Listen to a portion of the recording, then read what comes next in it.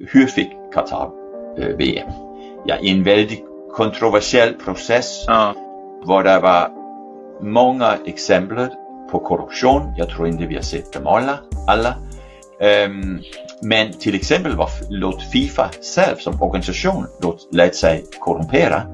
Vi accepterade en bonus på $100 miljoner från Qatar med en kontrakt med Al Jazeera om FIFA ville ge VM till Qatar. Det var olagligt enligt FIFAs eget regelsätt. Att sett från vår sida, från Play the Games sida, det är ju komplett oacceptabelt vad som pågår i Saudi, men och i mindre grad vad som pågår i FIFA. Vi kommer inte att förändra Saudi. Nej. Det har vi heller inte mandat till. Men vi har förändrat idrotten till en viss